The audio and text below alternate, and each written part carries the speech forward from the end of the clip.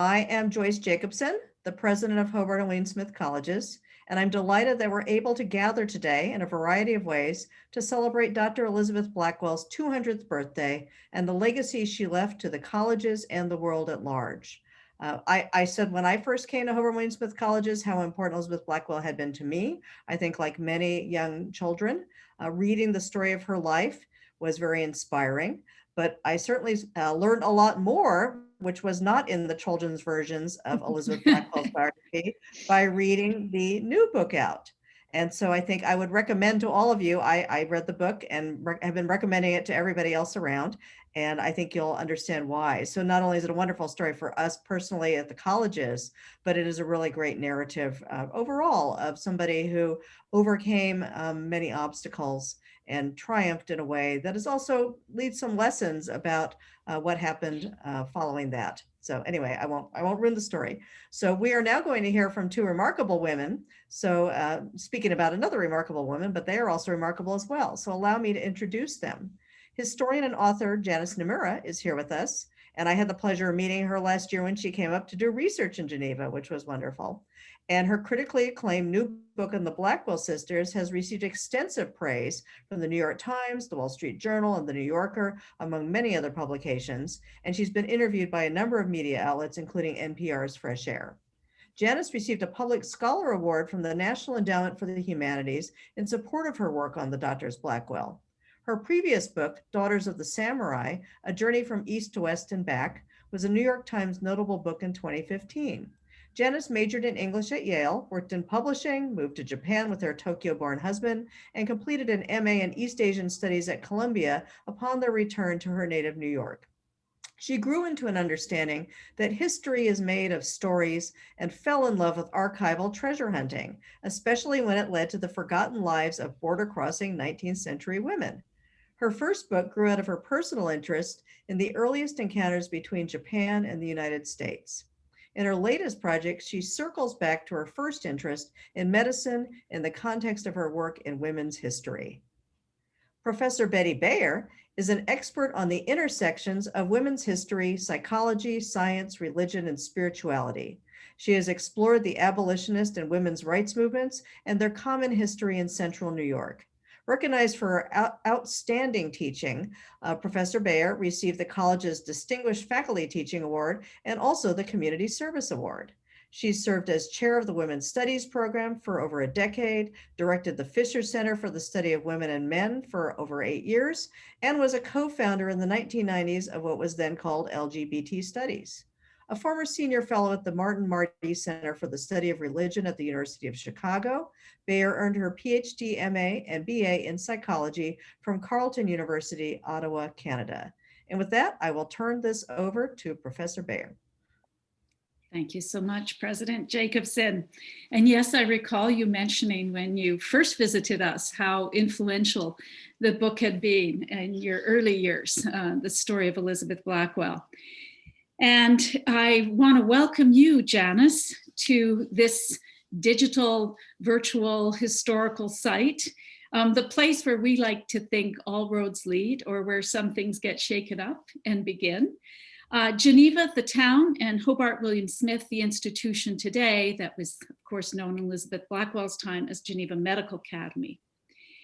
Before we get started, I just want to remind our audience that we will have time for questions at the end, and I would ask you to use the chat box to submit your comments and questions. You may do that as they come to mind, but we will address them at the end of our conversation today. I'd like to also thank Siobhan Devaney, who's been coordinating with us so beautifully. Thank you, Shivi.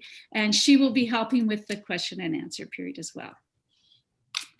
So Janice, I'm delighted to have this opportunity to talk about this book. And I know that we could probably go on for a long time.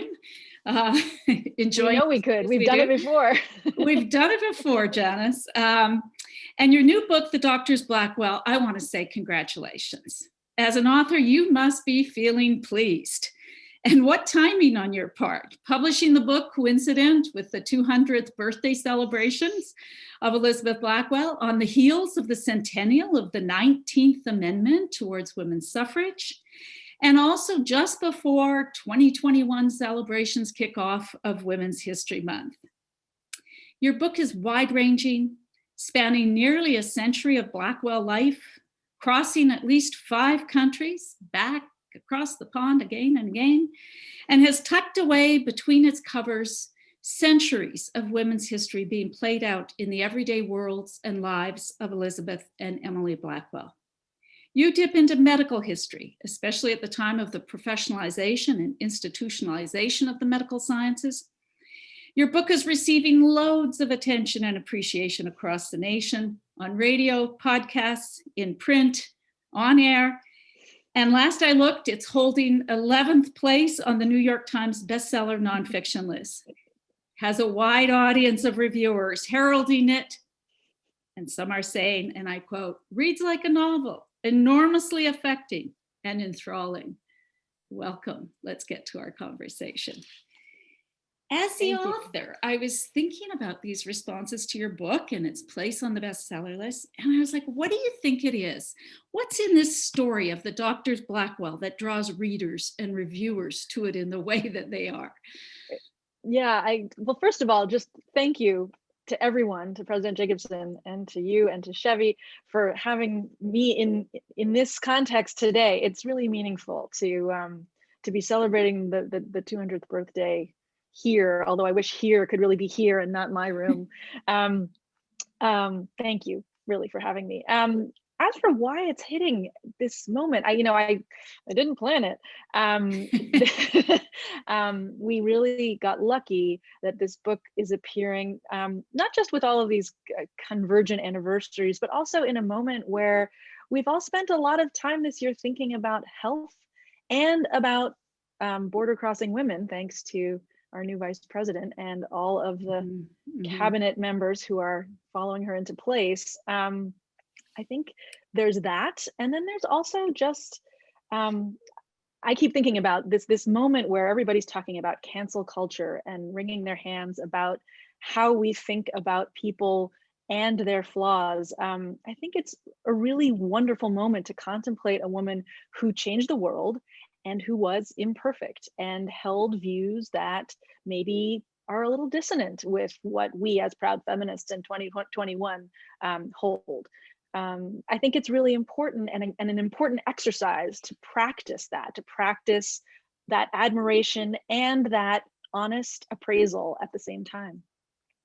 Okay, well, we're going to get to some of that later. Thank you. It is interesting. I mean, there are some historians who are saying we're just really into history right now. And I think the new histories that came out last year, and they're still coming out on the suffrage movement and the history of it and so on, are these complicated, rich histories. And it's wonderful to see. Let's take a step back to that moment when, as Virginia Woolf wrote about it, the idea of this book exerted its first tug on your mind and how you then began to reel in the story that became the Doctors Blackwell. Well, it's interesting. I think a lot of people, if many people have no name recognition with Blackwell at all. The people who do tend to have had an experience like President Jacobson's, where they had a book when they were children. The sort of 7-year-old version of inspirational border crossing woman. I actually never saw that book growing up, which is weird because I went to a proudly feminist all-girls school and was the math science kid and grew up in New York. And somehow I got to age 45 and had never heard of them. And then when I did finally stumble across the story, it wasn't in the context of a children's book. It was actually in the context of queer history, because I was looking at a book about late Victorian women with female partners who made a mark. And I stumbled across Emily Blackwell, who had a female partner for the last several decades of her life. And you can't really meet Emily Blackwell without meeting Elizabeth Blackwell very shortly thereafter. So I came to the story in an unusual way. And it immediately chimed with me because I had just written a book about 19th century border crossing women, and I really liked being in that world, exploring that world, and I sort of wanted to stay there. And I, as I said, had been the math science kid. So the path not taken for me had been medicine. And it was kind of exciting to contemplate doing a project that gave me permission to go back into that first love, and tell this story in a way that I think it hadn't been told, which is as a story of two sisters alongside each other, and not just Elizabeth Blackwell, first woman doctor. I believe that her legacy would not burn as brightly if she hadn't had the support of Emily. Oh, they were a team. I mean, the entire Blackwell family's a team, right? That's right, a tribe. Yeah. Now, you know, this always happens with authors. The story you write isn't necessarily the story you wanted to tell. Is there a contrast between the story you thought you wanted to tell and the one you ended up telling? That's a good question. Not in terms of its content, but perhaps in terms of its style. I think I sometimes wish that I had had the courage to tell a slightly less traditional, to make it a slightly less traditional biography format, and go a little bit more deeply into the journey. Not necessarily to make myself a character in the story, but I like reading about, and people like asking about, how did you how did you find the material? How did you, make the discoveries? How did you play detective? And if I'd been a little bolder, I might have injected a little bit more of the kind of showing the seams aspect. But I sort of indulged that afterward by writing a whole bunch of essays about the process, which is kind of the fun part. Maybe we want to have a picture of the sisters up so that people can see what they look let's like. put a picture of the sisters up so people can get that in mind in our audience.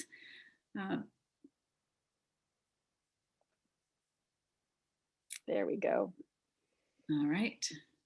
There they are in their older age. There they are. Yes. Beautiful. Just so everyone can get a picture. And while you have that picture up, I want to return because, this interview, this conversation is coming from Geneva, from Hobart and William Smith colleges. And we are excited to celebrate Elizabeth Blackwell's 200th birthday. And this is where the chapter on, as we understand it and like to tell the story, this is where the chapter on the Blackwells in medicine opens in Geneva. And, there are a lot of stories about how she was accepted into the Geneva Medical Academy. And we're sensitive to those stories, Janice.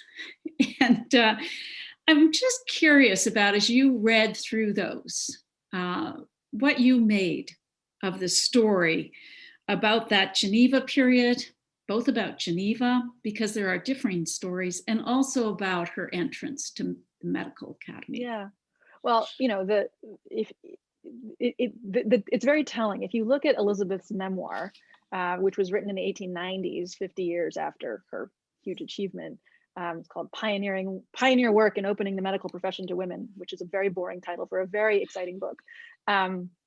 She, in the body of the memoir, in the body text, says, I struggled and struggled, I was rejected and rejected, and finally one day this letter arrived, and here's the letter, and hooray, and trumpets, and off I went.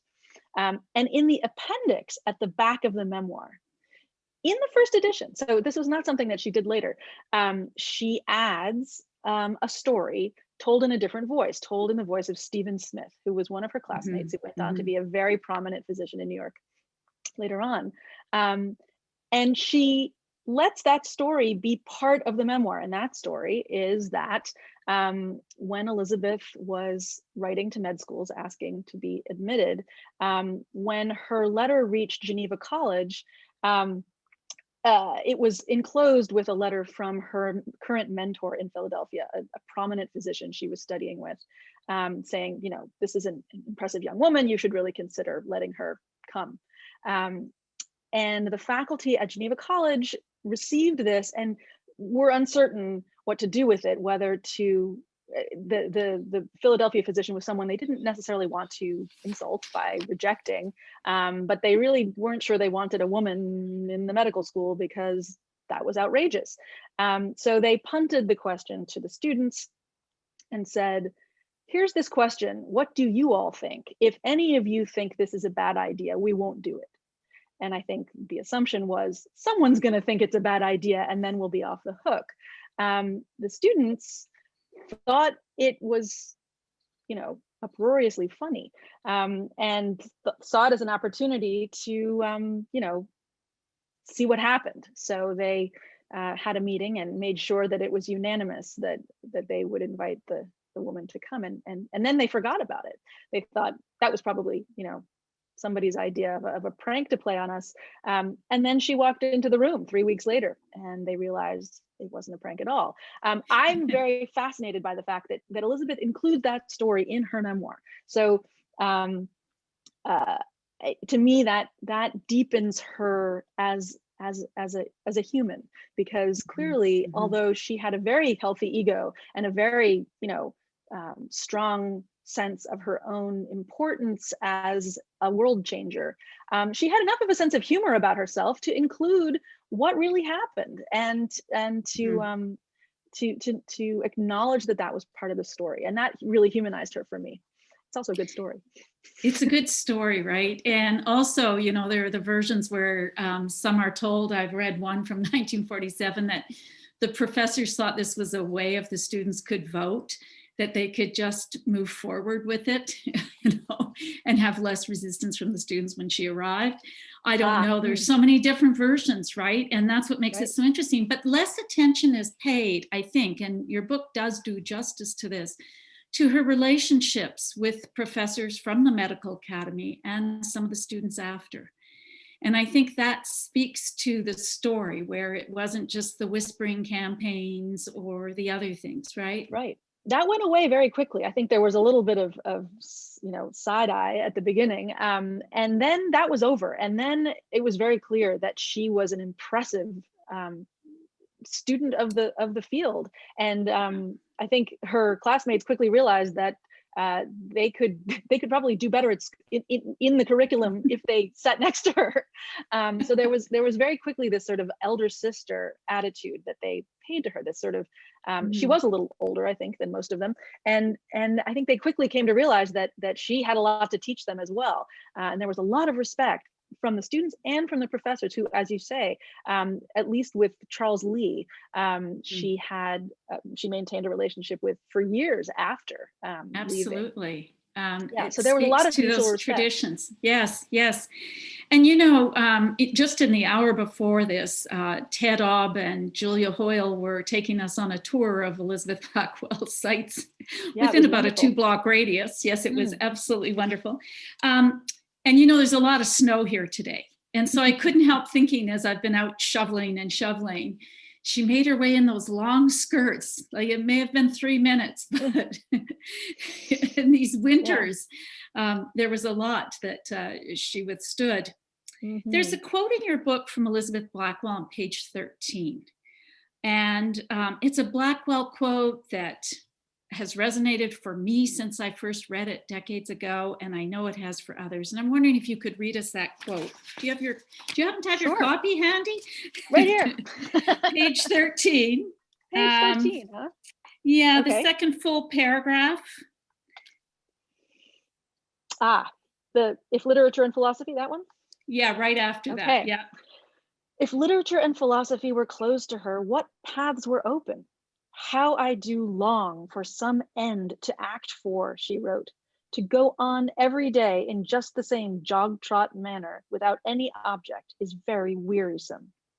Yeah, more? That quote, that just decades ago, and I know that it really pops out for others. And I wanted to use that quote as a little point of departure, like, what must it have felt like in mid-19th century to feel that kind of inner urge, right? Motivation, right. desire.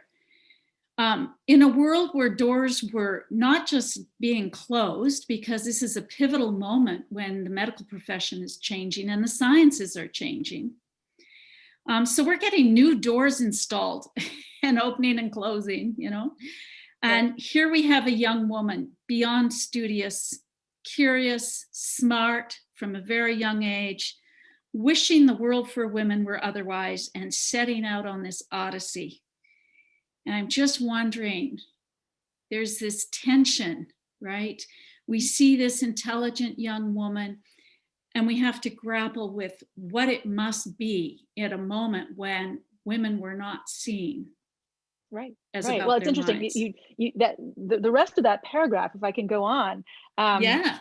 Um, this was a woman with a young woman, even as a teenager, really had a level of idealism that was way beyond the everyday. She really wasn't interested in the preoccupations that everyone around her had. She was operating on a really high plane. Joining the ranks of the burgeoning temperance movement, she signed the total abstinence pledge. She also ruled out marriage. Yes, Upon she reading did. upon reading a novel entitled The Three Eras of Woman's Life, i.e. girl, wife, mother, she complained, "I wish some skillful pen would produce an interesting old maid's life. She was barely 17." So right? beautiful. And she's already seeing herself as someone who is going to go through life alone. So that is another layer on all of this, is that she was somebody who did not see herself partnered with anyone, man or woman. And so she needed, I think, she talks about she needed something to fill that void, to keep her fueled, really. She needed a quest that was higher and bigger than what girls her age were preoccupied with. And that's, yeah, absolutely. What directed her. It reminds me of, I mean, you come across these quotes from others as well, but, Justice Ruth Bader Ginsburg really didn't want to engage in small talk, women's, what might be called some women's small talk or whatever. But I was really struck by that. And I think the story of a woman who remains single by choice and is an intellectual is long overdue. That whole area, that whole field. In her early years, there's a children's book it was excerpts from it, and I have to thank my colleague Monica Mercado for sending me this.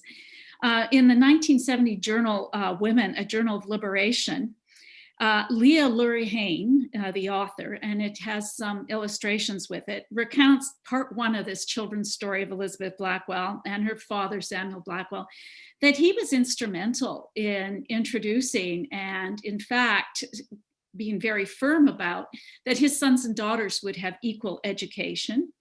And that at about the age of 6, and I'm thinking she got part of this story from Anna Blackwell's writing in the British Women's Journal, sort of, she was fond of saying she did not know what she wanted to be, but she knew it would be something hard.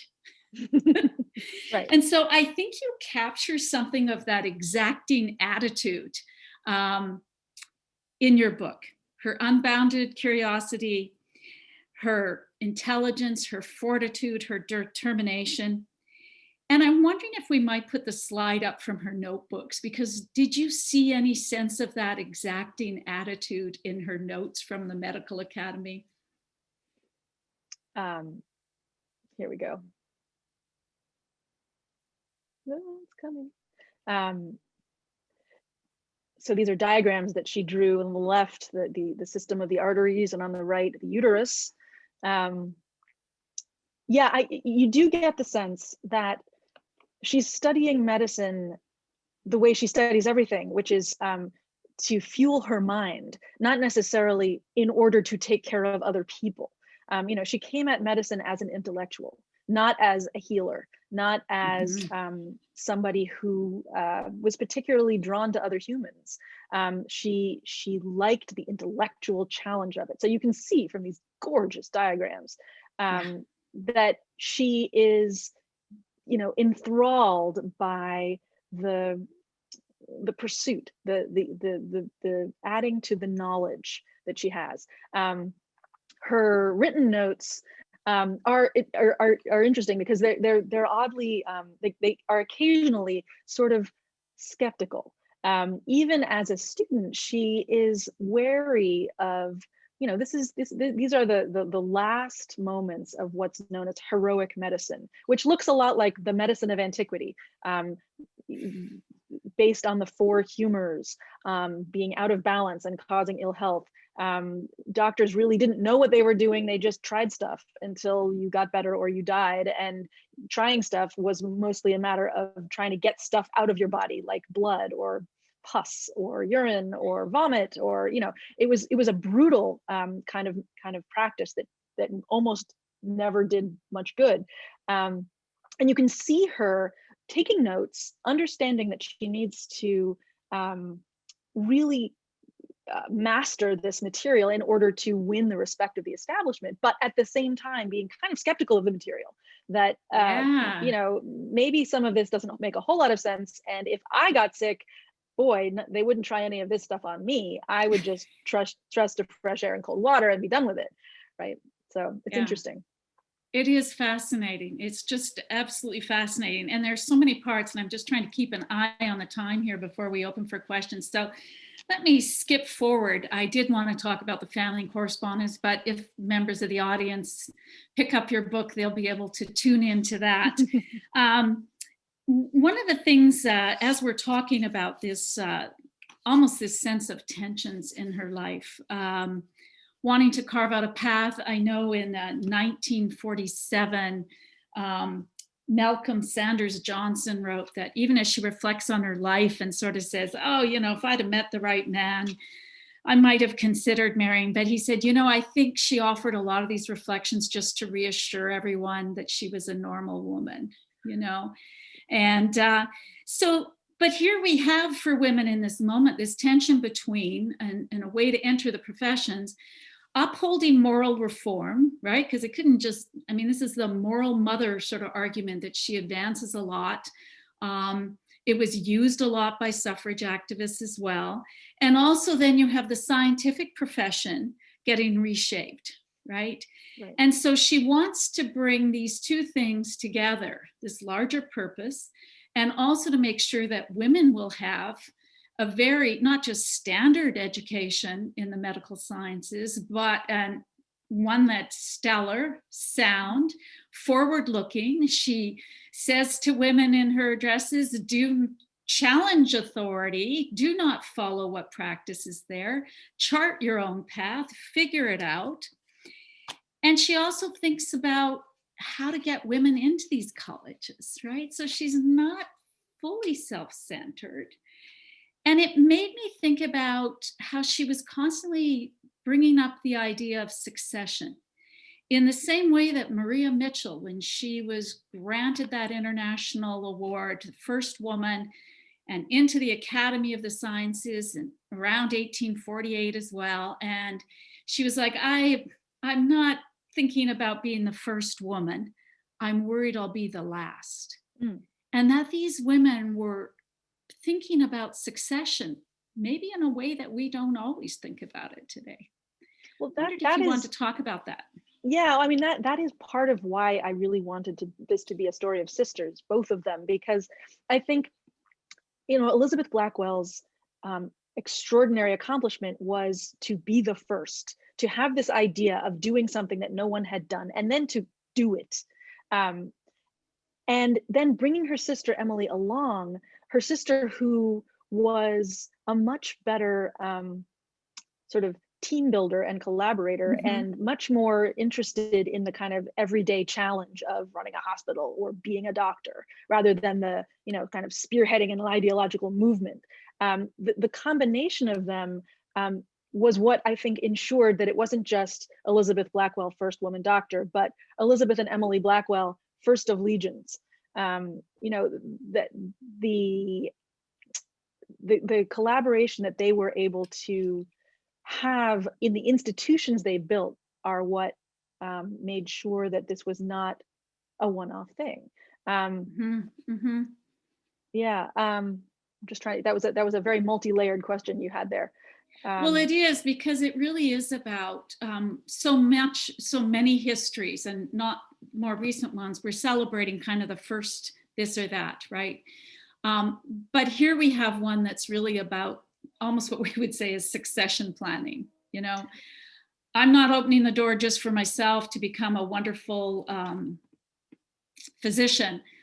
I'm really thinking about a medical college and training for women. I'm thinking about how to get women so that they have educated stations in life. I mean, it's a very different purpose. Right. Well, I think she understood. She thought a lot, as you say, she thought a lot about legacy, and it was frustrating to her, I think, that her achievement um, at in winning a medical degree did not immediately make it possible for women to do that. You know, the men's medical colleges, watching her success, reacted, kind of recoiled from that and closed their doors more firmly. In this, they were aided by the fact that women's medical colleges were starting to open. So if a woman like Elizabeth came along and said, please let me in, they could say, we don't need to let you in, go to the women's medical college, that's for you.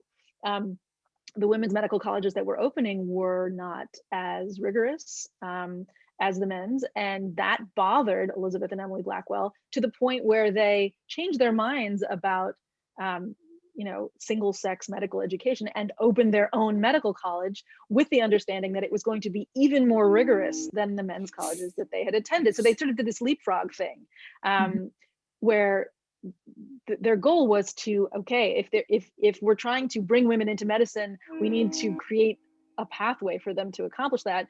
They also sort of collaterally moved the entire medical education field forward by showing what a medical school really should be, that it shouldn't be just two identical terms that are of lectures, that it should be longer, that it should be progressive courses that build on each other, that it should be practical training at the bedside, which they provided at their own hospital.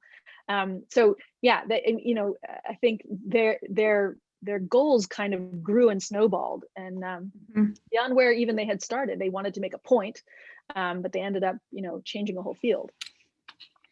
Yeah, they did. And on that, I just want to highlight a little bit, and I'm going to be mindful of the time, a few more minutes. You and I'll have to catch up after on more of these the other questions as well.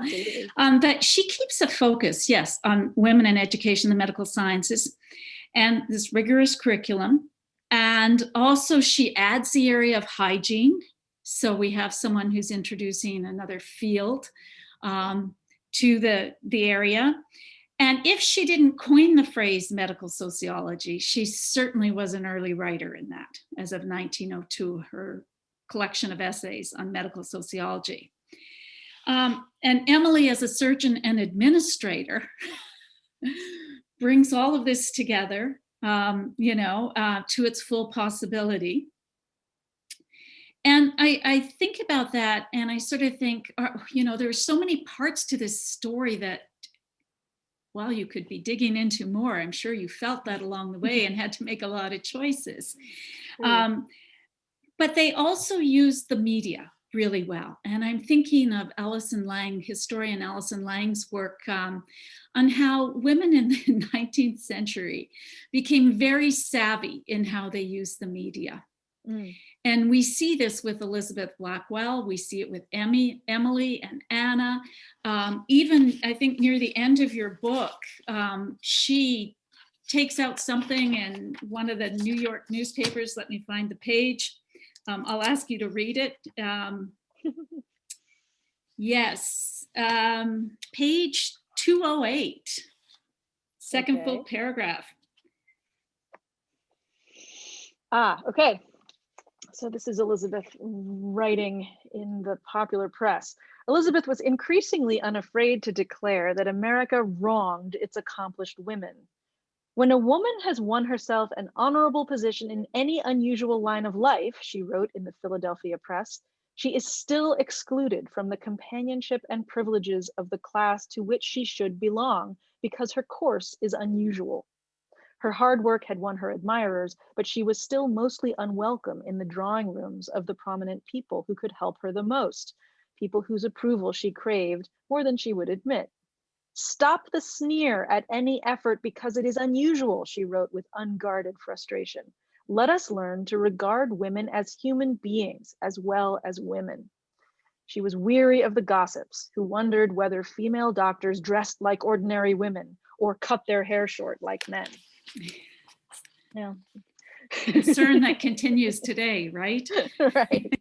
But Right. they really were savvy in using the press. And They I think that, were. At the same time, I think Elizabeth, I mean, this was a real frustration she had, that um, she needed the financial and publicity wise support of, you know, the drawing room elite of New York. And there was always this tension between Elizabeth Blackwell as an intellectual, as a member of that class, mhm, and Elizabeth mhm. Blackwell as a doctor, because doctor, the whole idea of doctor was still emerging from the idea of of medicine being a trade.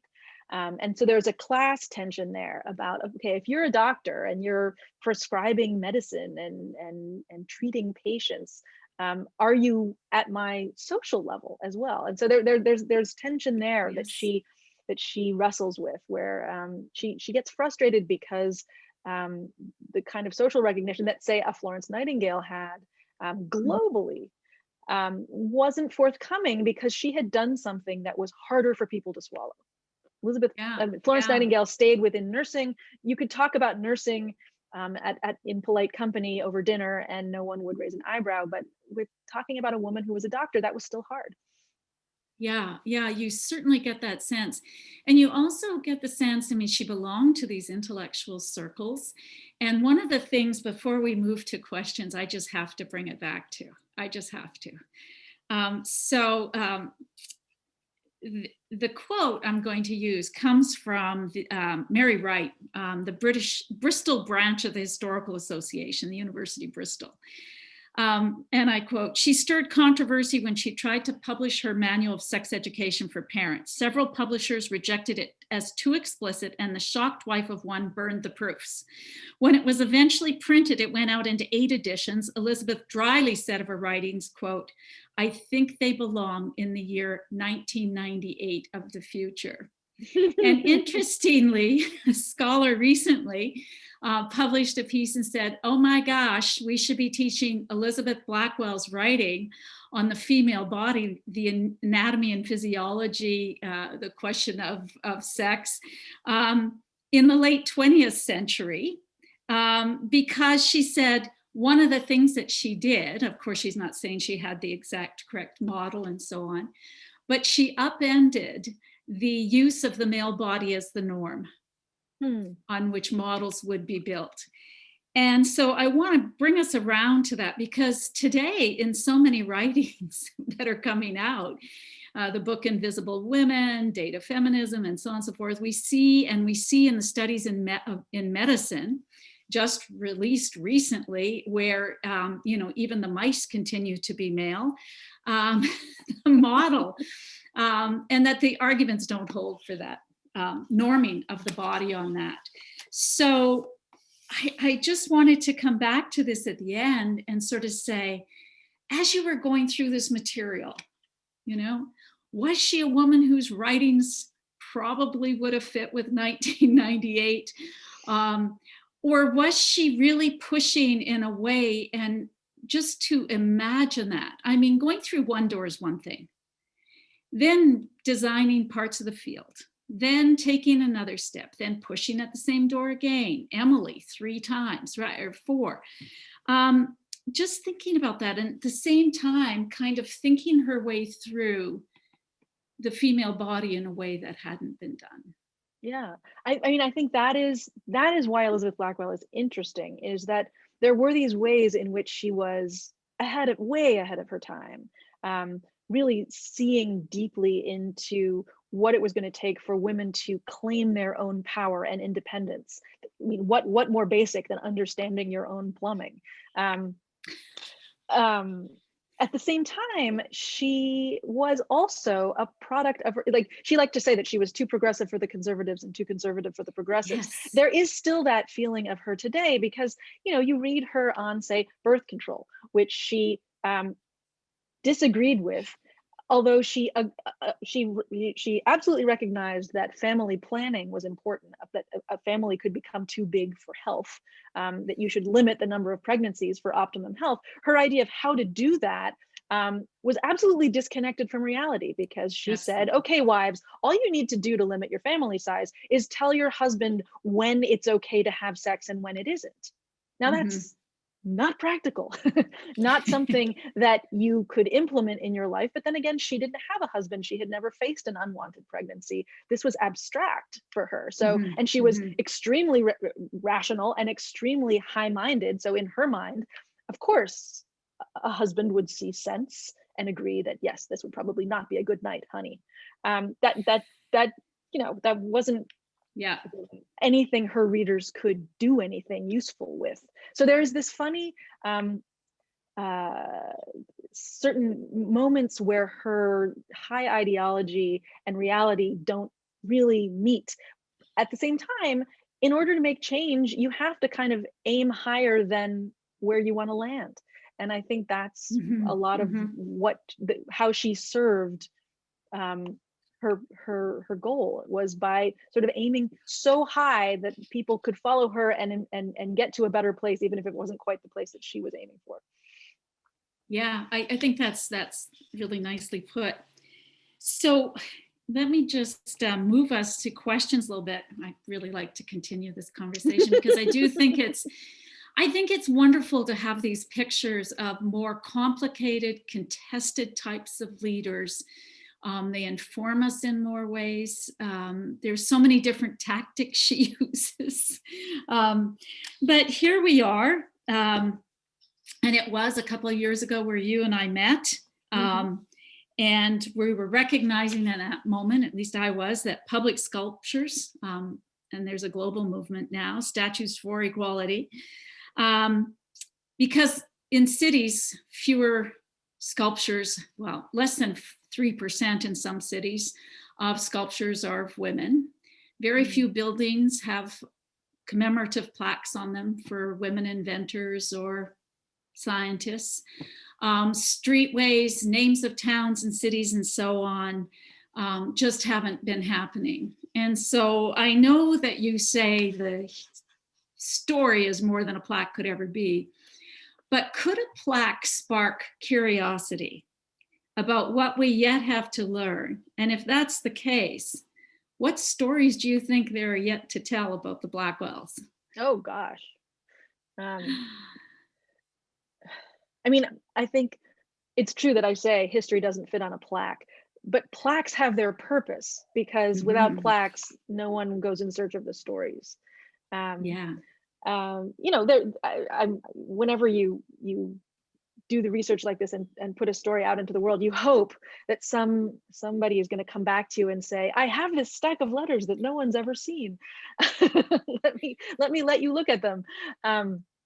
That hasn't happened yet, but if anyone's out there, as far as stories, I don't know. I mean, by definition, I don't know, but I found myself craving more of their everyday lives, more of the, how did it feel to do surgery as a woman? How did it feel to, what kinds of relationships did you have with patients or students? There was a little bit of that, but I think what fuels me in this work is the stuff that doesn't fit on the plaque, that doesn't end up in the children's book, the stuff that's about the interpersonal everyday relations, the what they held and smelled and heard and laughed about, or cried about. So that, I was always hungry for more journals, more diary entries, more commentary from somebody who crossed paths with them. And we can always hope that there's more material out there that can surface, because I mean, there's people are thinking about her. Yeah, and there's so much. I mean, each one of the Blackwell family and their correspondence, and how much of it there was, the vastness of it. I can't imagine studying into the wee hours of the street in the mid-19th century, getting back to my boarding room and then writing to my family. By candlelight, yeah. By candlelight, beautiful. Okay, let's open this up for some questions. We have some in the chat.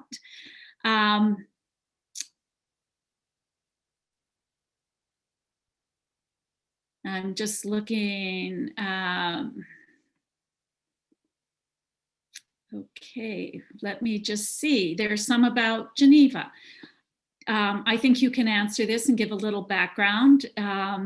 Did she and her sister grow up in the Geneva area? Where did she move on to practice after graduation? Right. So the Blackwells were mostly born in Bristol, England.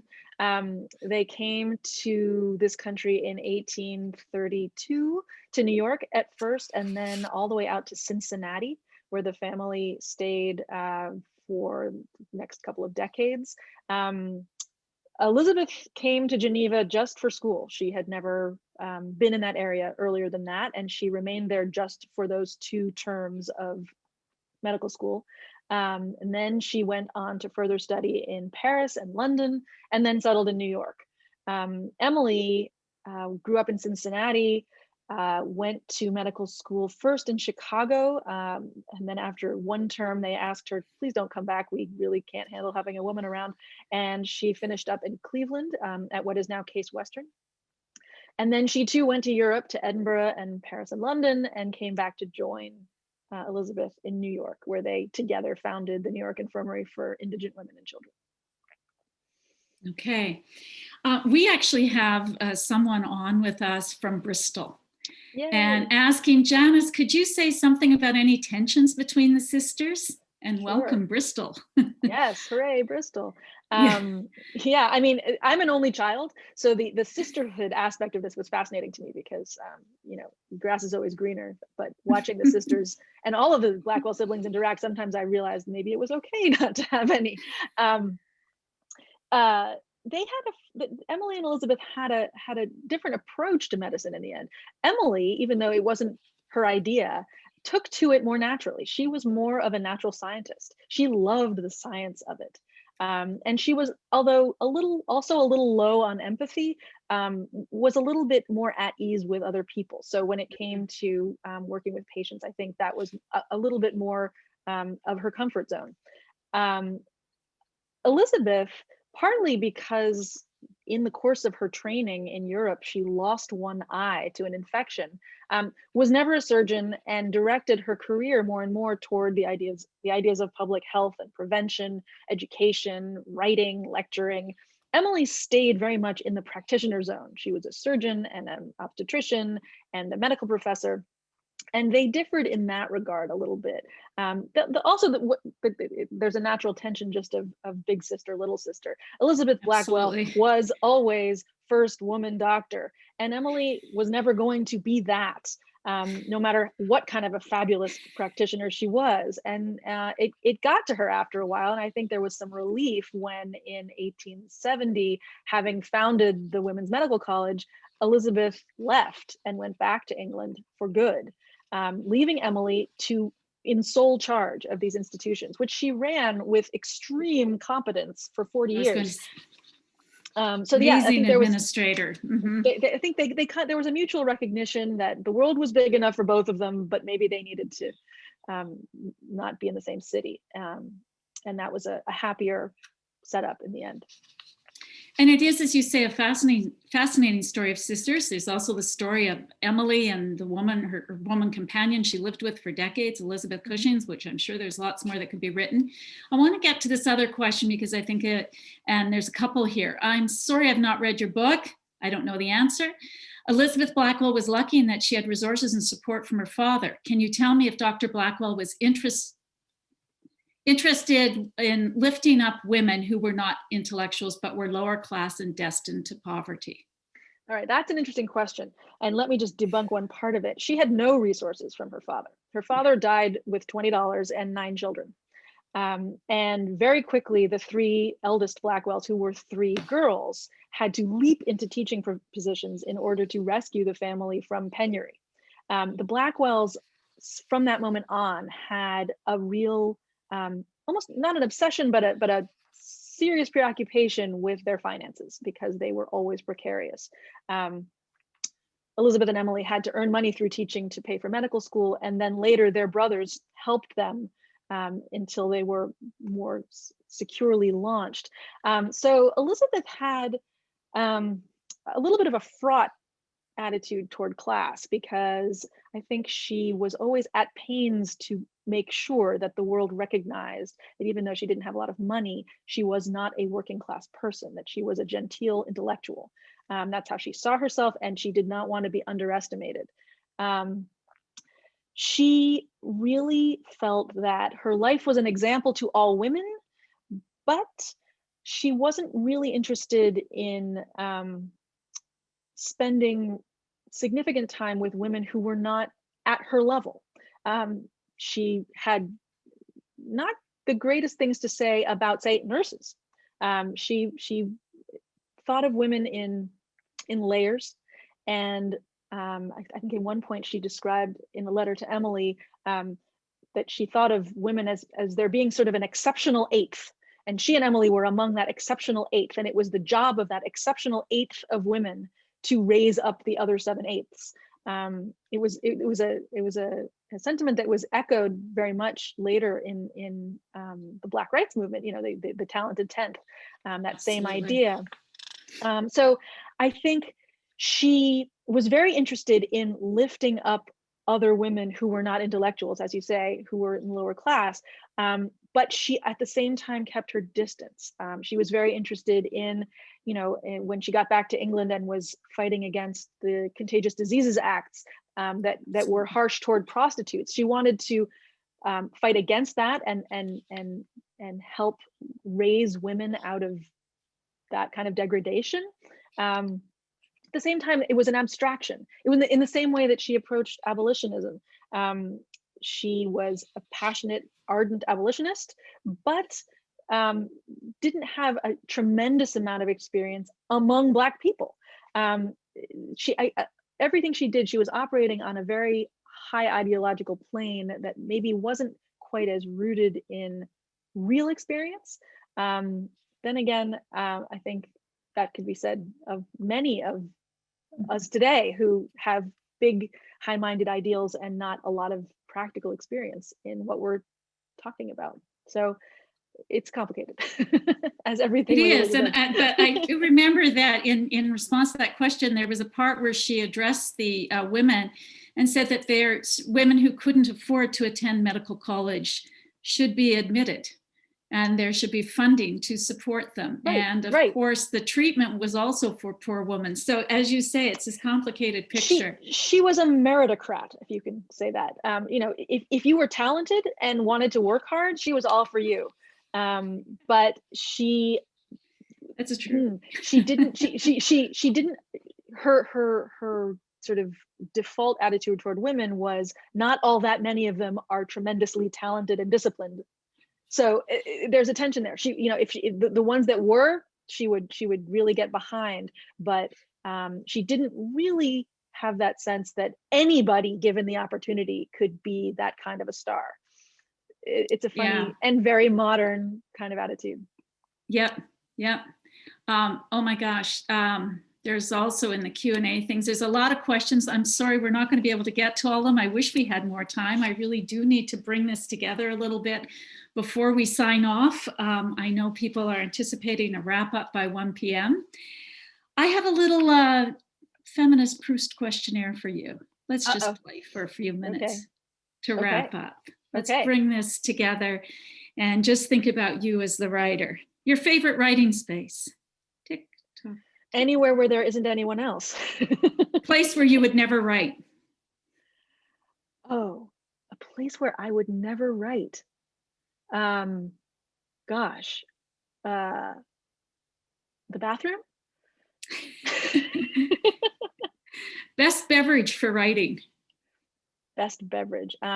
Hot Assam tea with milk. Your favorite phrase or sentence in the Doctors Blackwell? Oh my goodness. These are hard questions, Betty. My favorite phrase or sentence. That Elizabeth wanted to commit heresy with intelligence. We should all commit heresy with intelligence. I love it. Conversation you would love to have eavesdropped on between Elizabeth and name someone. Between Elizabeth and Florence Nightingale. They kind of adored each other and could never see eye to eye. So there was always this tension, and I sort of wished I could see what they really were like when they were in front of each other and not just writing each other. Song you sing in the shower. I sing in the shower? Yeah. Top 40 radio. My son is obsessed, so I pretty much, that's all that's in my head at any given moment. Characters in women's and gender history you most like. Well, I mean, how can I say anything else? I just spent 4 years with the Blackwells. I think they're my favorites. Music to dance to when you take a writer's break. Music to dance to. Well, my son is a drummer, and his jazz ensemble is playing Sir Duke by Stevie Wonder. I think that's pretty much what we're dancing to these days. Okay. Characters in women's and gender history you most like. Well, I think anybody who does 19th century history, is Lizzie Bennet at heart. So yeah, a little Austen heroine in there. Who else? A little Nellie Bly for investigative journalism. Yeah. All right. The ones with raised eyebrows. I like those ones. And a topic in women's history you would never write about. Oh goodness. I don't know. Foot binding in China. I don't think I have the stomach for it. Okay, and let's wrap it up with, out of all of these characters in your book, oh, my favorite? which are the ones you would like to dine with, and what would the menu be? Just to play a little at the end here. Dine with here. I think I would like to sit down with Elizabeth and Emily and their adopted daughters, and have whatever they were having for Christmas dinner. There are some good Christmas dinner descriptions in here that I would have liked to have joined in on those celebrations. That's lovely. That's lovely. Janice, thank you so much. It's been great talking with you. I know that we'll continue to talk. There are lots of other questions. We'll keep them for you from the chat. So to those in the audience, thank you so much for joining us. If you didn't have a chance or your question wasn't asked, we'll make sure that Janice has them. Pick up the book. Let's make sure that book on women and history stays in the 11th. Let's move it to the 10th position. Janice, thank you so much. I look forward to talking again and seeing you in Geneva with the book for a book signing in person. And it's been really special to celebrate this day in this place, which I hope to be there in real life before long. Thank you all. 200 wishes. Thanks.